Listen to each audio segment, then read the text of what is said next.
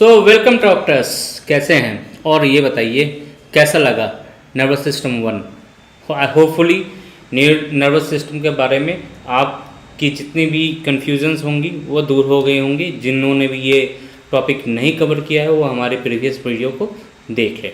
ठीक है, आज हम बात करेंगे न्यूरॉन्स के बारे में। न्यूरॉन्स बहुत इंपॉर्टेंट कंस्टिट्यूएंट है पूरे नर्वस सिस्टम का। पूरा नर्वस सिस्टम न्यूरॉन्स से ही बना हुआ है। ठीक है, तो आज हम बात करेंगे न्यूरॉन्स दिखने में कैसे होते हैं और एक्चुअली उनके स्ट्रक्चर के बारे में बात करेंगे। तो चलते हैं, छोटा सा टॉपिक है, जल्दी कवर हो जाएगा।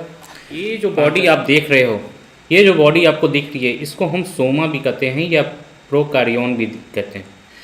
ठीक है, तो इसको प्रोकार्योन भी करते हैं। यहीं पर सारा जितना भी मेटाबॉलिक एक्टिविटी होता है न्यूरॉन्स का, वो यहीं पर कंडक्ट होता है। फिर ये जो आप ट्री लाइक प्रोसेस से देख रहे हो ना, ब्रांचिंग है, ये डेंड्राइट्स है। ठीक है, इसी को ये डेंड्राइट्स है। ये हमारे जो नर्व सेंसेशंस जो होते हैं, इन सबको कैच करने में ये सहायक होते हैं। फिर जाकर सोमा बॉडी के अंदर में न्यूरोफाइब्रिल्स भी पाए जाते हैं, न्यूक्लियस भी पाए जाते हैं। ठीक है, इन सब के बारे में अभी हम डिटेल में पढ़ेंगे। सो डोंट टू वरी कि मैं ऐसे ऐसे ही ओवर स्किप कर रहा हूँ, आराम से पढ़ेंगे। यहाँ पर मैं एक ओवरव्यू पहले आपको दिखा दूँ, उसके बारे में मैं पूरा डिटेल्स बताऊँगा। फिर यहाँ पर ये जो इम्पोर्टेंट पार्ट है, ये जो पार्ट है, ये आप देख लीजिए, ये बहुत इंपॉर्टेंट पार्ट है। इसको कहते हैं हम हिलॉक बॉडी। ठीक है, एक्सॉन हिलॉक। अब इस यहाँ से क्वेश्चंस आते हैं, यहाँ से क्वेश्चंस आते हैं। क्या क्वेश्चन आते हैं कि जो इनिशियल सेगमेंट भी कहते हैं, देखिए इसमें इनिशियल सेगमेंट होता है और ये है एक्सॉन हिलॉक। जो पोटेंशियल होता है ना, एक्शन पोटेंशियल का जनरेशन जो होता है और यहीं पर होता है, एक्शन पोटेंशियल यहीं जनरेट करते हैं। That's why it's a very important part. And question आपको नीट में ये भी आ सकता है कि एक्शन पोटेंशियल कहाँ जनरेट होता है। ठीक है, तो एक्सॉन हिलॉक जो है यहीं पर होता है। यहाँ पर इनिशियल सेगमेंट है, इसी इनिशियल सेगमेंट पर एक्शन पोटेंशियल जनरेट होता है। ठीक है, उसके बाद ये जो बॉडी है, यहाँ इसमें माइटोकॉन्ड्रिया भी होता है, इंडोप्लाज्मिक रेटिकुलम होता है और राइबोसोम्स भी होते हैं। यहाँ पर जो रफ इंडोप्लाज्मिक रेटिकुलम जो होता है, ठीक है, इसी को हम कहते हैं निजल्स बॉडी। ठीक है, तो क्वेश्चंस आ जाता है कभी कभी कि निजल्स बॉडी किसको कहते हैं। तो रफ इंडोप्लाज्मिक रेटिकुलम जो कि इस पेरिकार्योन में होता है या सोमा बॉडीज में होता है, इसी को कहते हैं हम निजल्स बॉडी। ठीक है, उसके बाद कहीं पर क्या कभी ये क्वेश्चन भी आ सकता है कि क्या एक्सॉन्स में ब्रांचिंग होती है? डेंड्राइट्स में तो ब्रांचिंग होती है, एक्सॉन में ब्रांचिंग होती है कि नहीं होती है? तो क्वेश्चन का आंसर है यस, एक्सॉन में भी ब्रांचिंग होती है। इसको एक्सॉन कोलैटरल्स कहते हैं। ये हमेशा जो अटैच रहेंगे ना, ये 90 डिग्री पर अटैच रहते हैं। कितनी डिग्री पर? 90 डिग्री पर अटैच रहते हैं। ठीक है, ये एक्सॉन्स, ये एक एक्सॉन हो गया, आगे निकला, यहाँ से एक्सॉन कोलैटरल ये अटैच हैं और इसके बीच की डिग्री जो है वो 90 डिग्री है। तो याद रखिएगा कितने डिग्री पे होते हैं? 90 डिग्री पे एक्सॉन जो कोलैटरल एक्सॉन्स है वो अटैच रहते हैं एक्सॉन्स से। ये एक्सॉन्स, अब देखिए ये एक्सॉन्स है, ये एक्सॉन्स में ये जो आपको पिंक स्ट्रक्चर दिख रहा है ना, इसको न्यूक्लियस ऑफ शॉन सेल्स कहते हैं। अब शॉन सेल्स क्या होता है इसके बारे में मैं डिटेल में आपको बताऊंगा, तो अभी चिंता करने की जरूरत नहीं। ये बहुत ही कंफ्यूजिंग है, शॉन सेल्स एक्चुअली बहुत कंफ्यूजिंग है, तो हम इसके बारे में बात करेंगे। ठीक है, शॉन सेल्स का अपना साइटोप्लाज्म होता है, अपना न्यूक्लियस होता है। ठीक है, और शॉन सेल का रोल क्या होता है? ये मैलिन शीट बनाते हैं। ठीक है, अब जो क्वेश्चन है उस, ये जो पार्ट आप देख रहे हो ना, ये एक शॉन सेल, ये हो गया एक, ये हो गया ये 1 नंबर, ये 2 नंबर। ठीक है, शॉन सेल, इनके बीच में जो जगह है इसको कहते हैं नोड ऑफ रैनवियर, जो कि यहाँ पर दिखाया हुआ है। देखिए इसको नोड, ये जो खाली जगह है इसको नोड ऑफ रैनवियर कहते हैं। और जो एक्सॉन्स है ना, अंदर में ना एक्सॉन जो है ये बने रहते हैं न्यूरोफाइब्रिल्स से बने रहते हैं। ये बहुत सारे जो है ना न्यूरोफाइब्रिल्स इकट्ठा होते हैं। जैसे कि मान लीजिए ये बहुत सारे पेन हैं, तो बहुत सारे पेन एक साथ इकट्ठा हो गए। ठीक है, ये एक्सॉन्स के न्यूरोफाइब्रिल्स बना रहे हैं। इसमें अलग अलग एक एक फाइबर है जो इकट्ठा होकर एक्सॉन्स के न्यूरोफाइब्रिल्स को बनाते हैं। ठीक है, एंड अंत में जो एक्सॉन्स है वो क्या करता है, टर्मिनेट कर जाता है, और टर्मिनेट करके ब्रांचिंग होती है उसमें, जिसको एक्सॉन टर्मिनल्स कहते हैं। और जो लास्ट में जो टर्मिनल्स में ना यहाँ पर ये सिनेप्टिक एंड बल्ब बनाते हैं। इन सब के बारे में अभी हम डिटेल्स में पढ़ लेते हैं। चलिए, तो सबसे पहले तो ये जान लीजिए कि नर्वस टिश्यू जो होते हैं वो कितने तरह के होते हैं। तो देखिए, आमतौर पे ये बहुत ही डिस्टिंक्ट करके कोई नहीं बताते, कोई टीचर नहीं बताता इस चीज़ को। एक्चुअली नर्वस टिश्यूज दो तरह के होते हैं। एक तो होता है न्यूरॉन्स, जिसके बारे में अभी आप लोगों ने पढ़ लिया। दूसरा होता है न्यूरोग्लिया। ये एक बंडल ऑफ सेल्स होते हैं, सपोर्टिंग सेल्स होते हैं। देखो, न्यूरॉन्स का काम क्या है, वो स्टिमुलस करेगा, ठीक है, एक्शन पोटेंशियल को कन्वर्ट करेगा, सेंसेशंस को देगा।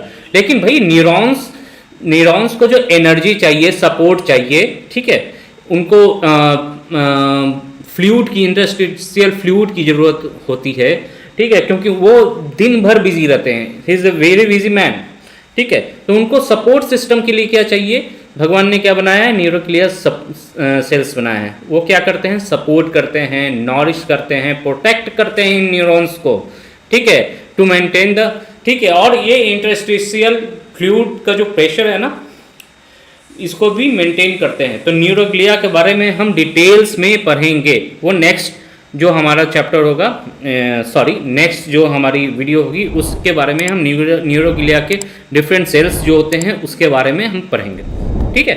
अभी फिलहाल के लिए इतना रख लीजिए। न्यूरॉन्स के बारे में अब करते हैं। तो न्यूरॉन्स होता क्या है, जैसा कि मैंने अभी आपको फिगर के माध्यम से एक्सप्लेन किया, दे पॉजेस इलेक्ट्रिकल एग्जैक्टेबिलिटी, ठीक है।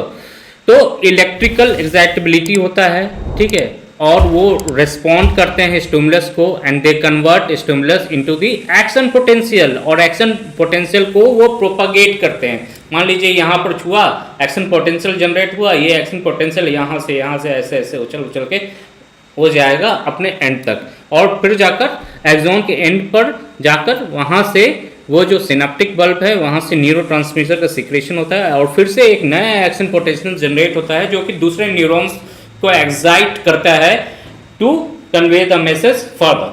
Now the action potential is a electric signal. अब डेफिनेशन देख लेते हैं एक्शन पोटेंशियल होता क्या है।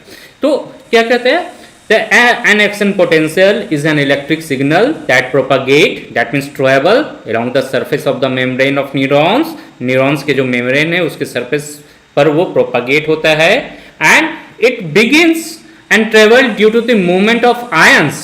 क्यों होता है movement of ions, Na+ ion, potassium ion के जो चैनल्स होते हैं, हमारे जो नर्व सेल्स होते हैं उसमें बहुत सारे चैनल्स होते हैं, सिर्फ पोटेशियम और सोडियम के नहीं होते हैं, कैल्शियम के भी चैनल्स होते हैं और क्लोरीन चैनल्स भी होते हैं। इन सब के बारे में हम पढ़ेंगे जब हम कंडक्शन ऑफ न्यूरॉन्स को पढ़ेंगे, डिटेल में पढ़ेंगे। With interstitial fluid and inside of neuron through specific ion channel in the plasma membrane. तो आयन चैनल प्लाज्मा मेम्ब्रेन में होते हैं, उसी के थ्रू आयंस बाहर जाते हैं, अंदर आते हैं, और जिसके कारण से एक्शन पोटेंशियल में डिफरेंस होता है और electricity generate, electrical excitability generate होती है, जिसके कारण से हम सेंसेशंस को, न्यूरॉन सेंसेशंस को एक से दूसरी जगह पास कर पाते हैं।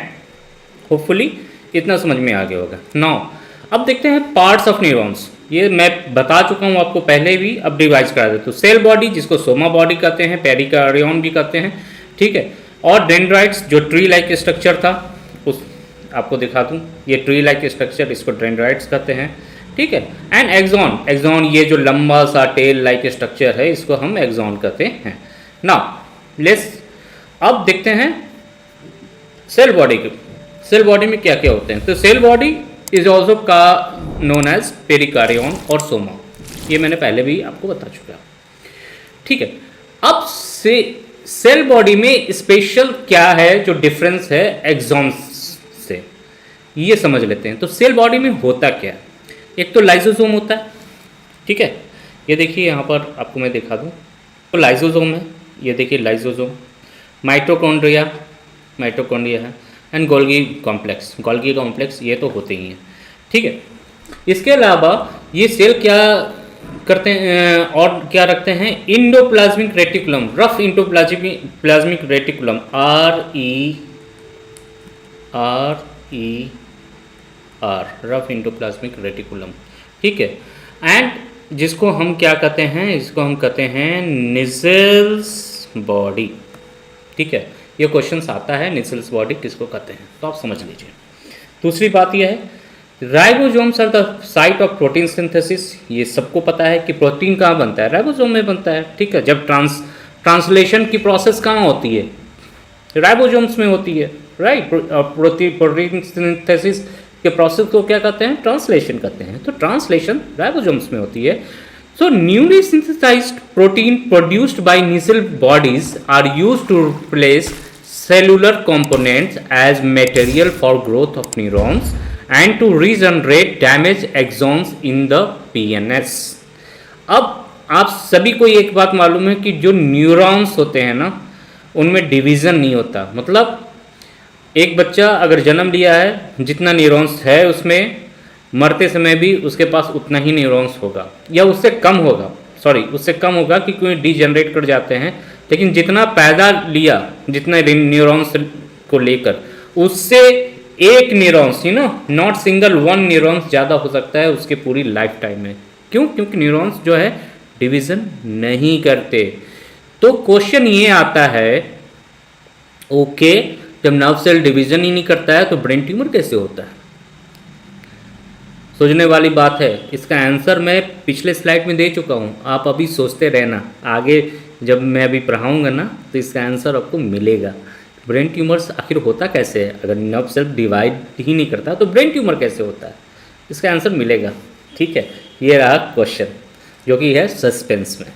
नाउ तो निसल बॉडीज़ जो होते हैं ना, ये प्रोटीन बनाते हैं जो न्यूरॉन्स अब डिवाइड तो करेंगे नहीं, लेकिन इनका रिपेयर करना बहुत इंपॉर्टेंट है, क्योंकि डिवाइड करेंगे नहीं और इनका बहुत इंपॉर्टेंट काम होता है कंडक्शन में। इसलिए इनको रिपेयर करने के लिए जो है प्रोटीन्स बनते हैं, ठीक है। और वो प्रोटीन जो है ना, कौन बनाता है? वो प्रोटीन बनाते हैं राइबोसोम्स, और वो रिप्लेस करते हैं डैमेज पार्ट को, ठीक है। अब साइटोस्केलेटल इंक्लूड्स, तो जो सेल बॉडी का जो साइटोस्केलेटल होता है, अब साइटोस्केलेटल चलो मैं आपको समझाता हूँ। मान लीजिए ये है एक सेल बॉडी, ठीक है। अब इस सेल बॉडी में आपको न्यूक्लियस है, ठीक है, इंडोप्लाज्मिक रेटिकुलम है, ठीक है, गोल्गी अपैरेटस भी हैं, ठीक है, लाइसोसोम्स हैं, ठीक है, छोटे छोटे अपने राइबोसोम्स हैं, प्यारे प्यारे, ठीक है। ऐसे मतलब अपना सेल बॉडी है, ठीक है। अब इस सेल बॉडी में कुछ, मान लीजिए ये राइबोसोम्स है ना, इन्होंने एक प्रोटीन बनाया। चलिए मैं इंकिंग कर देता हूँ इस प्रोटीन को ग्रीन से, ठीक है। इसने एक क्या किया? प्रोटीन बनाया, ये प्रोटीन बनाया। अब ये बताइए, ये प्रोटीन को यहाँ से मान लीजिए हमें ले जाना है, हाँ, यहाँ से हमें ले जाना है, इसको यहाँ ले जाना है, यहाँ आना। तो ये कैसे आएगा? ऐसे ही तैर के आएगा। यहाँ पर साइटोप्लाज्म है, ठीक है, साइटोप्लाज्म है, मना नहीं कर रहा, साइटोप्लाज्म नहीं है, ठीक है। तो क्या ये तैर के आएगा? नहीं, ऐसा सिस्टम नहीं होता है। हमारे सेल में ना साइटोस्केलेटल बने होते हैं। देखो इस तरीके से ना माइक्रोट्यूबुल्स होते हैं, ठीक है। इस तरीके से एक बहुत ही घना नेटवर्क होता है, ठीक है। साइटोस्केलेटल माइक्रोट्यूबुल्स का बहुत ही घना नेटवर्क होता है, ठीक है। अब यहाँ पर भी बना देते हैं, ठीक है, बहुत घना नेटवर्क होता है ठीक है। अब ये प्रोटीन जो बना, ये प्रोटीन क्या करेगा?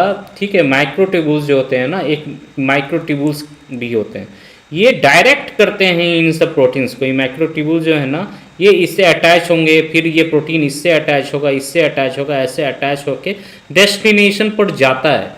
तो यहाँ पर दो तरह के जो फैब्रिल्स होते हैं वो इम्पॉर्टेंट होते हैं movement of anything in the cell, ठीक है। और उसको क्या कहते हैं, ये देखिए उसको क्या कहते हैं, हम कहते हैं इंटरमीडिएट फिलामेंट्स एंड माइक्रोट्यूबुल्स, ठीक है।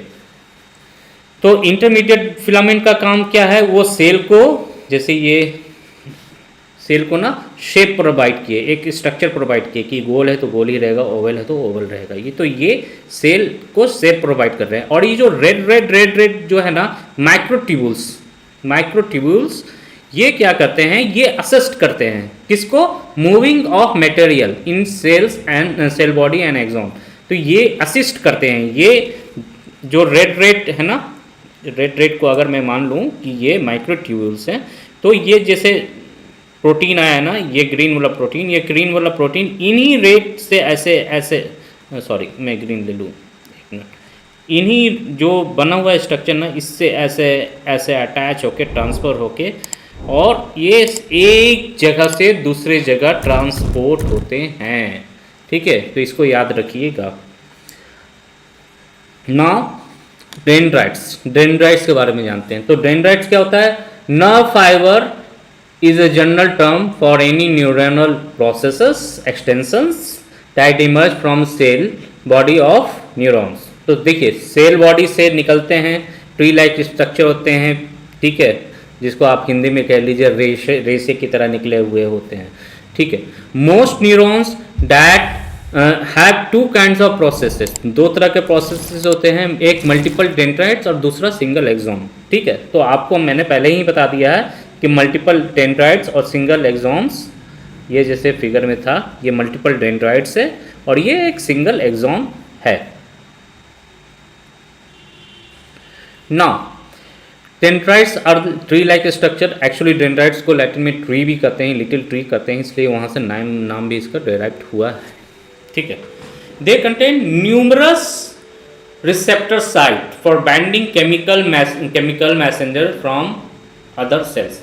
तो ये न्यूरॉन्स जो ये जो डेंड्राइट्स होते हैं ना, ये डेंड्राइट्स का मान लीजिए ये डेंड्राइट का पीक है, तो यहाँ पर वो केमिकल मैसेंजर्स के को बाइंड करने के उनके पास साइट्स होते हैं। चलिए मैं साइट्स आपको दिखा देता हूँ। ये देखिए ये जो है ना, ये डिफरेंट साइट्स हैं, ये सब साइट्स आपको दिख रहे होंगे, ये सब, ठीक है, ये सब डिफरेंट साइट्स हैं जहाँ पर केमिकल जो है ना, केमिकल मैसेंजर्स बाइंड करते हैं, ठीक है। इसके बारे में अभी हम जानेंगे, ठीक है। फिर dendrites usually are very short, tapering and highly branched. In many neurons the dendrites form a tree shaped array of process extending from the cell body, ठीक है, क्लियर है, इसमें ज़्यादा कुछ है नहीं। There cytoplasm contain Nissl body, mitochondria and other organelles. तो जो डेंड्राइट्स होते हैं उनमें सब कुछ होंगे, नेजल बॉडी होंगे, माइटोकॉन्ड्रिया होंगे एंड अदर ऑर्गेनेल्स भी होंगे, ठीक है। अच्छा एक क्वेश्चन आ सकता है कि भाई एक्सॉन का जो इंटरनल स्ट्रक्चर है और ये सेल बॉडी और डेंड्राइट्स का जो इंटरनल स्ट्रक्चर है, दोनों में अंतर क्या होता है, ठीक है। तो दोनों में एक अंतर होता है, एक्सॉन्स में ना राइबोसोम्स नहीं होते, जिसके कारण से वहाँ पर प्रोटीन सिंथेसिस नहीं होता। ये बेसिक डिफरेंस है, याद रखिएगा, ठीक है। अब एक्सॉन्स के बारे में पढ़ लेते हैं। तो एक्सॉन्स क्या है, a single axon of a neuron propagate impulse, nerve impulse towards another neurons, a muscle fiber or a gland। तो एक्सॉन का क्या है, नर्व्स इम्पल्स को प्रोपगेट करता है, कहाँ करेगा भाई, या तो मसल फाइबर के पास करेगा, या एक न्यूरॉन से दूसरे न्यूरॉन पर करेगा, या फिर ग्लैंड्स के पास में करेगा, ग्लैंड सेल्स के पास करेगा, हार्मोनल सेल्स के पास में करेगा। कुछ ना कुछ अगर एक्शन जनरेट हुआ है तो उसका कहीं ना कहीं आउटकम निकलेगा, सिंपल सी बात है, it's as simple.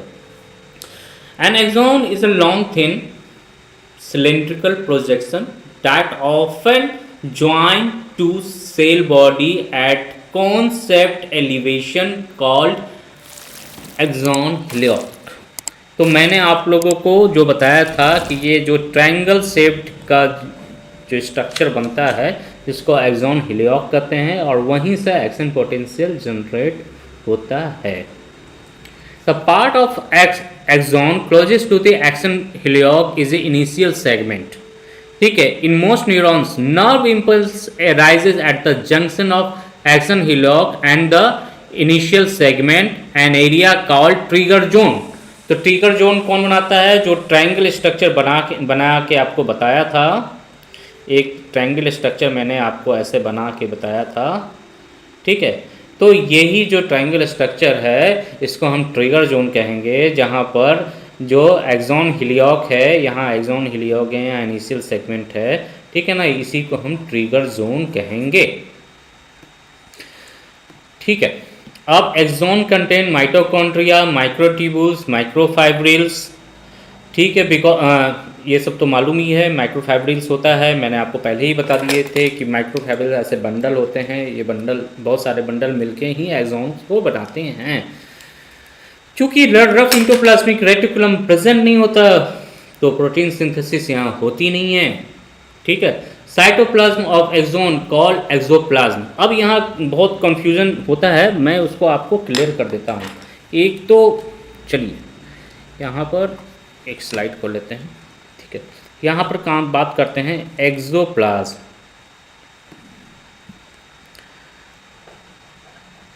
Axoplasm,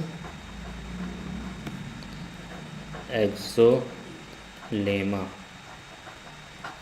axoplasm क्या होता है? तो साइटोप्लाज्म जो होगा ना, जो एक्सॉन्स के अंदर होंगे उसको एक्सोप्लाज्म कहेंगे। और एक्सोलेमा क्या कहेंगे? एक्सोलेमा जो प्लाज्मा मेम्ब्रेन है एक्सॉन का जो प्लाज्मा मेम्ब्रेन है उसको हम एक्सोलेमा कहेंगे। बहुत सारे लोग कंफ्यूज हो जाते हैं कि एक्सोलेमा जो श्वान सेल का जो स्ट्रक्चर आउटर कवरिंग होता है ना, उसको एक्सोलेमा कहते हैं। नहीं, एक्सॉन के जो प्लाज्मा मेम्ब्रेन होता है ना, आउटर कवरिंग, उसको हम एक्सोलेमा कहते हैं। याद रखिएगा इसको। ठीक है, along the length of the axon, side branches called axon collateral may branch off typically at a right angle off to the axon। तो एक्सॉन कोलैटरल्स के बारे में मैंने आपको पहले ही बता दिया था कि ये एक्सॉन्स, एक मिनट यहाँ पर, ये देखिए, ये इसके बारे में मैंने यहाँ बताया है।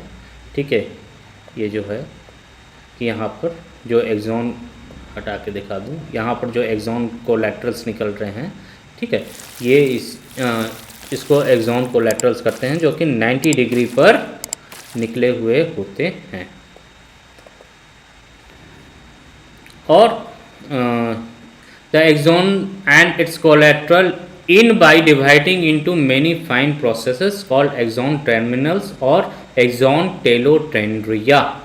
ठीक है, तो एक्सॉन्स जो है ना क्या होते हैं, वो आगे जाकर डिवाइड हो जाते हैं। देखिए, ये इस तरीके से एक्सॉन टर्मिनल्स में बढ़ जाते हैं, जिसको एक्सॉन टर्मिनल और क्या कहते हैं, टेलोडेंड्रिया। Communication between two neurons or between the neurons and an effector cell is called synapse।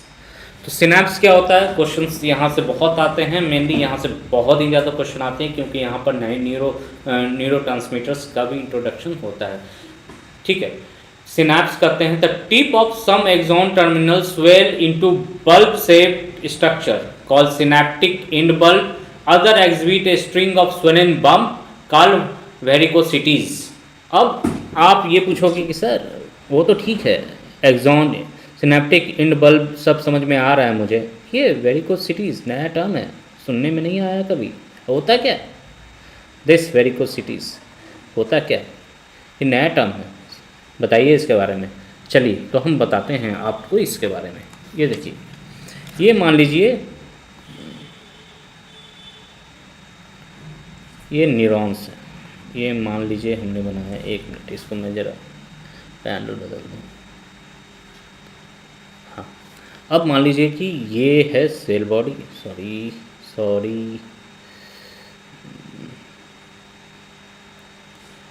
ये मान लीजिए सेल बॉडी और ये एक्सॉन्स। अब ये जो एक्सॉन्स है ना, एक तो एक्सॉन्स यहाँ से गया ऐसे ऐसे ऐसे ऐसे, ठीक है, ये यहाँ पर ये सिनेप्टिक बल्ब बनाया, ठीक है। अब वेरिकोसिटीज़ क्या है, मान लीजिए ये गया, ये तो ये इन पार्ट है, लेकिन यहाँ पर ये एक्सॉन जाके ऐसे घूम गया, ये ऐसे एक्सॉन्स निकला ऐसे बम्प की तरह घूम के, और ये सिनेप्टिक इन बनाया। लेकिन ये बम्प की, इसमें बम्प की तरह जो होता है ना, ऐसे ऐसे बम्प की तरह निकला रहता है, ये वेरिकोसिटीज़ कहते हैं। और यहाँ से भी न्यूरल ट्रांजैक्शंस होते हैं, क्योंकि इनके पास भी न्यूरो रिसेप्टर्स होते हैं, इसलिए इनको वेरिकोसिटीज़ के बारे में मैंने आपको बता दिया।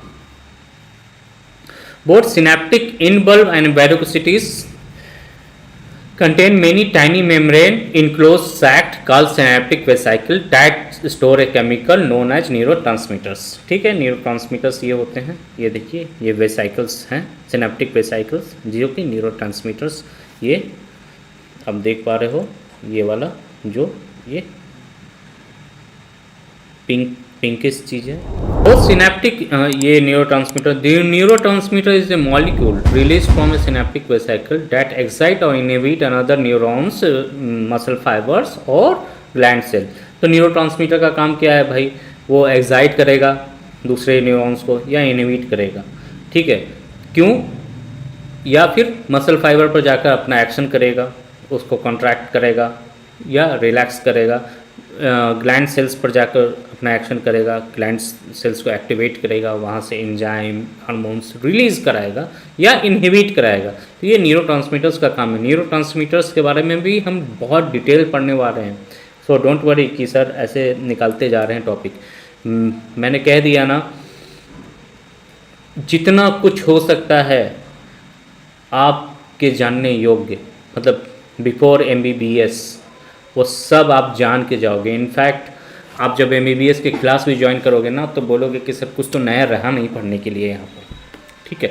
नाउ मेनी न्यूरॉन्स कंटेन्स 2 और even 3 type of neurotransmitters each with a different effect on post synaptic cells. तो न्यूरोट्रांसमीटर बहुत तरह के होते हैं, ठीक है, ज़रूरी नहीं है एक न्यूरॉन जो है एक ही तरीके का न्यूरोट्रांसमीटर साथ में लेके घूमेगा, वो बहुत तरह के न्यूरोट्रांसमीटर को लेके घूमते हैं। गाबा है, एड्रेनलिन है, एसिटाइल कोलिन है, बहुत सारे हैं, ग्लूटामेट है, बहुत सारे हैं, तो उसके बारे में हम पढ़ेंगे, चिंता करने की ज़रूरत तो है ही नहीं। तो ये देख लीजिए, ये सिनेप्टिक बल्ब है। सिनेप्टिक बल्ब में आपने यहाँ पर देखिए, अब दिखाते हैं, देखने की चीज़ है भाई, देख लीजिए, अच्छी चीज़ है, ठीक है। तो ये है voltage gated calcium ion channel. जब कैल्शियम अंदर आता है ना, तो ये जो वेसाइकल्स हैं ना, एक दूसरे में ना फ्यूज, ये यहाँ पर जाकर यहाँ पर फ्यूज करते हैं। कैल्शियम अगर नहीं होगा तो ये जो है ना मेम्ब्रेन से फ्यूज नहीं करेंगे, इसलिए कैल्शियम आयन रिक्वायर्ड होता है। किस लिए, ये जो वेसाइकल्स है ये यहाँ पर जाकर मेम्ब्रेन से जाकर फ्यूज करके न्यूरोट्रांसमीटर्स को बाहर करेंगे, ठीक है। उसके बाद ये सिनेप्टिक क्लेफ्ट है, ये एक न्यूरॉन और दूसरे न्यूरॉन के बीच की जगह को सिनेप्टिक क्लेफ्ट कहते हैं। यहाँ पर न्यूरोट्रांसमीटर सेक्रीट किया जाता है। जितने भी रिसेप्टर्स होते हैं, न्यूरो रिसेप्टर्स होते हैं, वो इन न्यूरोट्रांसमीटर को अटैच कर लेते हैं। बाकी जो बचता है, जो न्यूरोट्रांसमीटर बच जाता है, या तो वो डिग्रेड हो जाते हैं, उसको या तो डिग्रेड कर दिया जाता है या उसको वापस ले लिया जाता है सिनेप्टिक मतलब बल्ब में, सिनेप्टिक बल्ब में वापस ले लिया जाता है। ये सब काम कौन करता है, किस सेल्स का काम है ये, तो ये हम पढ़ेंगे अगले चैप्टर में, मतलब अगले वीडियो में, कि ये भैया ये कौन करता है। ये न्यूरोट्रांसमीटर्स को डिग्रेड कौन कर दिया। एक्सेस न्यूरोट्रांसमीटर होना भी नहीं चाहिए, लीक नहीं करना चाहिए, क्योंकि बहुत लिमिटेड होते हैं बॉडी में, तो इसका एक वाइजफुल यूज़ होना चाहिए। उसके बाद ये वापस से इसमें चले भी जाते हैं, फिर से वेसाइकल्स में बन के तैयार रहते हैं। तो ये सब भी हम अगले चैप्टर में पढ़ेंगे, ठीक है। तो ये है सिनेप्टिक वेसिकल्स। इम्पल्स यहाँ से मान लीजिए इम्पल्स गया, यहाँ पर गया, ये सिनेप्टिक वेसिकल है, यहाँ पर इस तरीके से ये इंडक्शन होते हैं। ये इंडक्शन के बारे में, ये जो कंडक्शन है इसके बारे में हम बहुत डिटेल में पढ़ेंगे, अभी तो आप ऊपर ऊपर जान लो, ठीक है। अब एक चीज़ जो कोई नहीं पढ़ाता, उसको मैं थोड़ा सा कवर करना चाहूँगा यहाँ पे। Transport system in axon.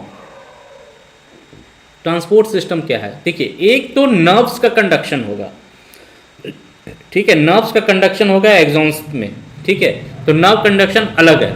उसके बाद दूसरा है जो नर्व्स के अंदर मटेरियल है साइटोप्लाज्म में, उसमें अंदर में जो प्रोटीन बने हैं, उसका ट्रांसपोर्ट कैसे होता है एक्सॉन्स में? तो उसका ट्रांसपोर्ट एक्सॉन्स में दो तरीके से होता है, एक स्लो एक्सॉन ट्रांसपोर्ट होता है, दूसरा फास्ट एक्सॉन ट्रांसपोर्ट होता है। सो स्लो एक्सॉन ट्रांसपोर्ट में क्या होता है, 1 to 5 मिलीमीटर पर डे कोई भी मटेरियल जो है एक्सॉन में ट्रांसपोर्ट होता है। और फास्ट में क्या कहता है वो 200 से 400 मिलीमीटर पर डे की स्पीड से फास्ट ट्रांसपोर्ट होता है,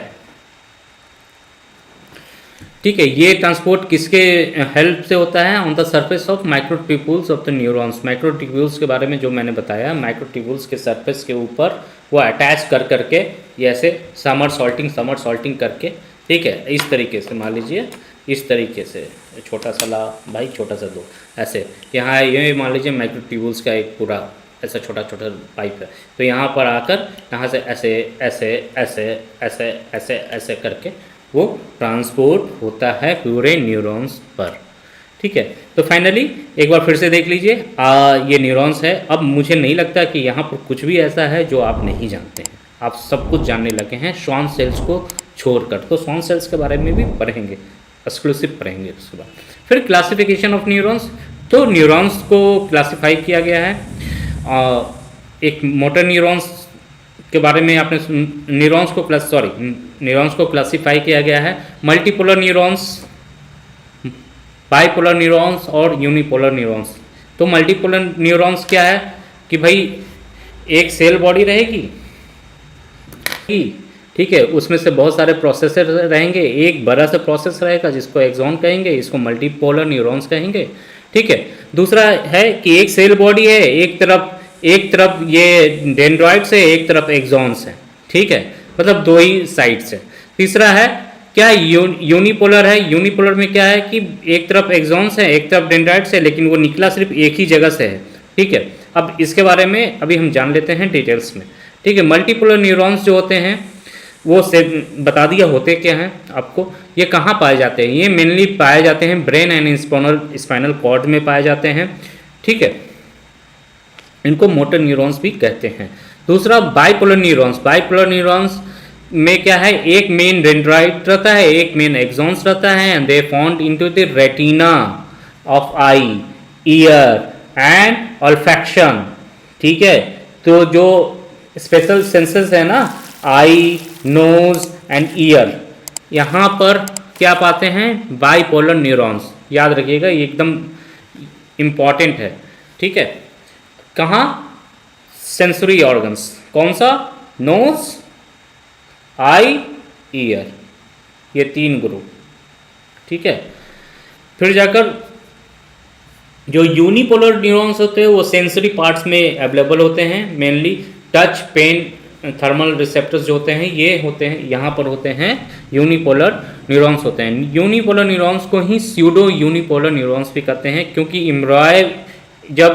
एम्ब्रायो स्टेज में क्या होता है, ये बाइपोलर न्यूरॉन्स होते हैं, लेकिन जब एम्ब्रायो स्टेज हटता है ये सुकर का आकर यूनिपोलर न्यूरॉन्स बन जाते हैं, ठीक है। ये देख लीजिए, आपने ये सब तो देखा ही है। चलिए अब हम यूनिपोलर न्यूरॉन्स जो होते हैं वो चार तरीके से होते हैं। एक कॉर्टिकल्स ऑफ टच होते हैं, एक लैमिनेटेड कॉर्टिकल्स होते हैं, दूसरा क्यूटाइनियस मैकेनो रिसेप्टर्स होते हैं या टैक्टाइल एपिथेलियल सेल्स से जो कि अटैच रहते हैं, और तीसरा चौथे होते हैं नोसी रिसेप्टर्स। तो कॉर्टिकल्स ऑफ टच जो होते हैं वो टच सेंसेशन के लिए काम आते हैं, ठीक है। दूसरा जो है टेक्टाइल, जो क्यूटाइनियस होते हैं, क्यूटाइनियस मैकेनो रिसेप्टर्स होते हैं ना, वो टेक्टाइल मैकेनो रिसेप्टर्स होते हैं। जैसे कि इस पर प्रेशर पड़ा तो ये प्रेशर पड़ा, ये ब्रेन को कौन बताएगा, ये मैकेनो रिसेप्टर्स हैं इसमें, ये बताएंगे ब्रेन को, ठीक है। फिर एक होते हैं लैमिनेटेड कॉर्टिकल्स, ये क्या करते हैं, ये प्रेशर रिसेप्टर्स होते हैं। जहाँ कहीं पर भी अगर प्रेशर पड़ा, मल्टीलेयर्ड कनेक्टिव टिश्यू से बने रहते हैं, और प्रेशर को आइडेंटिफाई करने के लिए ये लैमिनेटेड कॉर्टिकल्स का यूज किया जाता है बॉडी के द्वारा। और तीसरा होता है नोसी रिसेप्टर से, बहुत इंपॉर्टेंट, जितना अगर नोसी रिसेप्टर नहीं होना तो हमें दर्द कभी होगा ही नहीं, कोई मारे कितना भी मारे हमें तो कुछ पता ही नहीं चलेगा, ठीक है। तो ये नोसी रिसेप्टर्स क्या होते हैं, दर्द सेंसेशंस को कैच करते हैं, ठीक है, हीट को कैच करते हैं, दर्द को। जैसे कोई जला रहा है, नोसी रिसेप्टर्स है ही नहीं यहाँ पे, मतलब यहाँ पर जला रहा है, नोसी रिसेप्टर्स नहीं है, तो हमें जलन होगा ही नहीं, ठीक है। एंड अब देखते हैं फंक्शन और फंक्शनल क्लासिफिकेशन। तो फंक्शनल क्लासिफिकेशन में न्यूरॉन जो है 3 तरीके के हो सकते हैं, अब बताने की ज़रूरत भी नहीं है, चलिए बता देते हूँ। Sensory receptors, motor sensory neurons, motor neurons और इंटर न्यूरॉन्स। सेंसरी का क्या है, सेंसेशन मिला, कुछ देखे सूंघे, ठीक है, टेस्ट किए, वो सेंसेशन हमारे ब्रेन तक पहुंचा दिया। मोटर क्या है, एक्शन को वापस करेगा, ठीक है। इंटर न्यूरॉन्स क्या है, वो सेंसरी और मोटर के बीच में काम करते हैं, ठीक है। उनके सेंसरी न्यूरॉन ने कुछ मैसेज लाया, इंटर न्यूरॉन्स से वो ट्रांसफ़र होता है, ब्रेन में प्रोसेस होता है, जितना प्रोसेसिंग हो रहा है ये सब कौन कर रहा है, इंटर न्यूरॉन्स कर रहे हैं। इंटर न्यूरॉन्स ने प्रोसेस किया और उसके बाद वापस से मोटर न्यूरॉन्स के थ्रू वो एक्शन को देते हैं। ये एक छोटा सा पिक्चर है जो कि आपको sensory neurons, inter motor neurons और मोटर न्यूरॉन्स इन सबको बढ़िया से डिफाइन कर देगा, ठीक है। तो यहाँ पर आप देखिए ये सेंसरी है, सॉरी ये सेंसरी रिसेप्टर्स है, यहाँ से सेंसेशन गया, ठीक है। यहाँ पर देखिए ये इंटर न्यूरॉन्स है, ये इंटर न्यूरॉन्स है, यहाँ से इंटर न्यूरॉन्स हुआ, उसके बाद यहाँ से ये मोटर न्यूरॉन्स ने एक्शन लिखा, ठीक है। तो इसी तरीके से हमने आज कवर कर लिया न्यूरॉन्स के बारे में। नेक्स्ट क्लास में हम different type of neurons supporting sales के बारे में पढ़ेंगे, जिसको न्यूरोग्लिया कहते हैं। बहुत इंपॉर्टेंट टॉपिक है, मिस मत कीजिएगा, ठीक है। ओके, तो आज यहीं तक रहने देते हैं।